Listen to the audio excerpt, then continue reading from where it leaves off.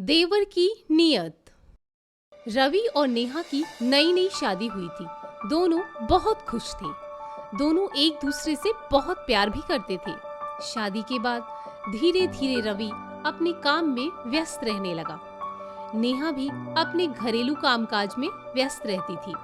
रवि का रोहन नाम का एक चचेरा भाई भी था जो लगभग उसी की उम्र का था। वो विदेश में अपनी पढ़ाई पूरी करके लौटा था।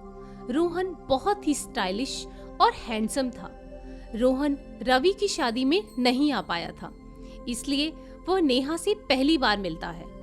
रोहन नेहा की खूबसूरती का कायल हो जाता है और रवि की किस्मत पर जलने लगता है। एक दिन तीनों डिनर कर रहे थे। वाह भाभी जी वाह, आपके हाथ का खाना खाकर तो स्वर्ग का सुख मिल गया। क्या पकाती हैं आप? रवि और नेहा चौंक जाते हैं। खाना? मेरा मतलब क्या खाना पकाती हैं आप? लाजवाब। आखिर बीवी किसकी है? आप भी ना, चुपचाप खाना खाइए। सचमुच भाभी जी, रवि सही कह रहा है। क्या किस्मत पाई है इसने। एक मुझे देखिए, अब तक सिंगल हूँ। भाभी जी, आपकी कोई छोटी बहन वगैरह नहीं है क्या? मेरी भी लाइफ सेट हो जाती है। मेरी तो कोई बहन नहीं है फिलहाल। लेकिन आप अभी तक सिंगल क्यों हैं? आप तो विदेश में रह रहे थे, हैंडसम भी है। आपकी तो कोई गर्लफ्रेंड रह चुकी होगी। अरे कहाँ भाभी जी, पढ़ाई करने गया था, गर्लफ्रेंड बनाने थोड़ी। और जो खूबसूरती देशी लड़कियों में होती है वो इन विदेशी लड़कियों में कहाँ होती है। मुझे तो आप जैसी कोई चाहिए, और अगर मैं यहीं होता तो पक्का बता रहा हूँ आप मेरी बीवी होती। कहते हुए रोहन हंसने लगता है। नेहा शर्मा जाती है। रवि को रोहन का मजाक पसंद नहीं आया, लेकिन उसने कोई प्रतिक्रिया नहीं दी। रवि हमेशा की तरह अपने काम में व्यस्त रहने लगा, लेकिन रोहन किसी न किसी बहाने से पूरा दिन नेहा के इर्द गिर्द ही मंडराता रहता था। एक दिन रोहन सोफे पर बैठकर टीवी देख रहा था। नेहा उसके लिए चाय लेकर आती है, लेकिन जैसे ही वह चाय का कप मेज पर रखती है, उसका पैर स्लिप हो जाता है और वह गिरने ही वाली थी कि रोहन ने उसे थाम लिया। अरे संभल कर भाभी जी, क्या कर रही हैं? आपको चोट वोट तो नहीं लगी ना? चोट देखने के बहाने रोहन नेहा को यहाँ वहाँ हाथ लगाता है।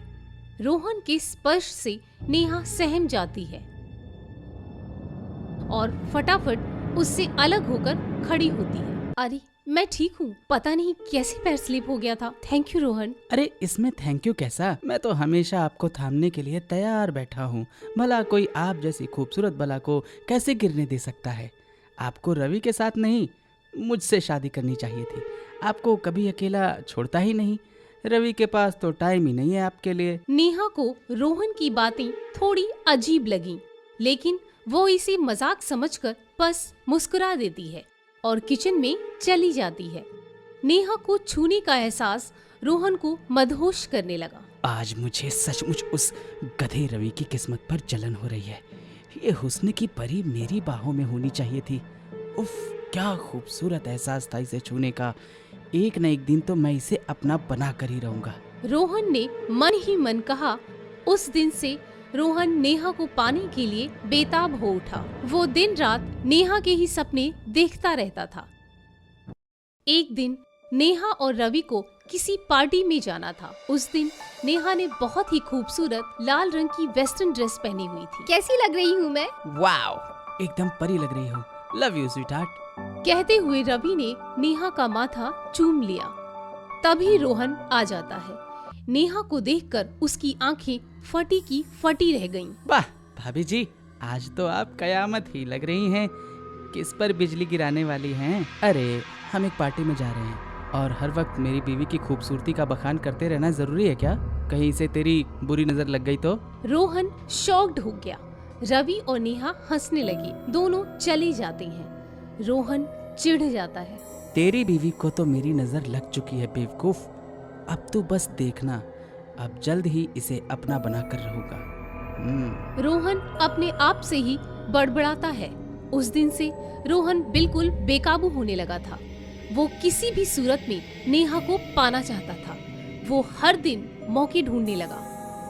एक दिन शाम को रवि और नेहा बात कर रहे थे। आज इतनी जल्दी कैसे आ गए आप? कंपनी के काम से ही अर्जेंट ही मुझे आउट ऑफ सिटी जाना है, इसलिए मुझे नाश्ता करा दो, फिर मैं निकलता हूँ।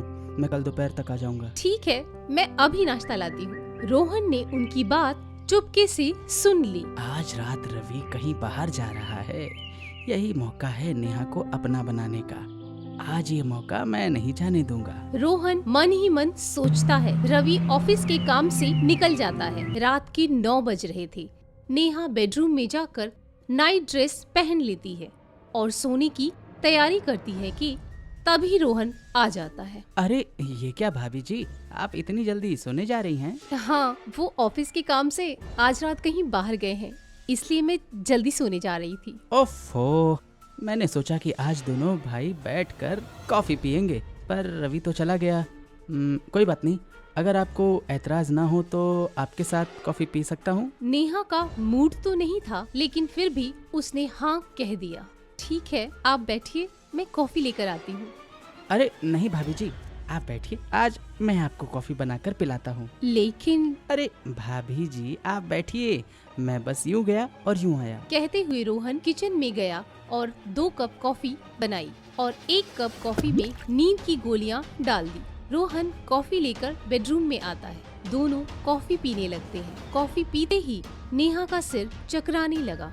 ये मुझे क्या हो रहा है? अचानक मेरा सिर भारी क्यों लग रहा है? कहते हुए नेहा लड़खड़ाते हुए खड़ी होती है और गिरने ही वाली होती है कि रोहन उसे थाम लेता है और बेड पर गिरा देता है।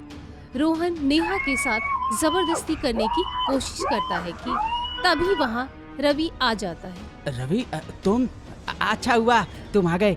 देखो ना, पागल हो गई है ये, पहले कॉफी के बहाने बुलाया और फिर छी, मैं तो सोच भी नहीं सकता था कि भाभी जी मेरे साथ। इससे पहले कि रोहन कुछ और बोल पाता, रवि ने उसे एक जोरदार थप्पड़ मारा। चुप हो जा नालायक, मैंने तो तुझे उसी वक्त देख लिया था जब तू चुपके से हमारी बातें सुन रहा था। मुझे तेरी नीयत ठीक नहीं लग रही थी। मैं चला तो गया था, लेकिन मेरा दिल घबरा रहा था, और घबराता भी क्यों नहीं, मैंने आस्तीन में ही सांप जो पाल रखा था। अब अगर कोई शर्म लाज बची हो तो निकल जाए यहाँ से, और फिर कभी भी जिंदगी में अपना ये घटिया मुंह लेकर मत आना, वरना पूरी दुनिया को तेरी करतूत बता दूंगा। चल निकल यहाँ से। कहते हुए रवि ने रोहन को धक्के मारकर घर से निकाल दिया। रोहन शर्मिंदा होकर चला गया। रवि ने नेहा के मुंह पर पानी छिड़का। वह घबरा कर उठ बैठी। रवि, वो रोहन। ठीक है, कुछ कहने की जरूरत नहीं है नेहा, मुझे सब पता है। मैंने उसे घर से निकाल दिया है, अब वो कभी वापस नहीं आएगा। कहते हुए रवि ने नेहा को गले से लगा लिया।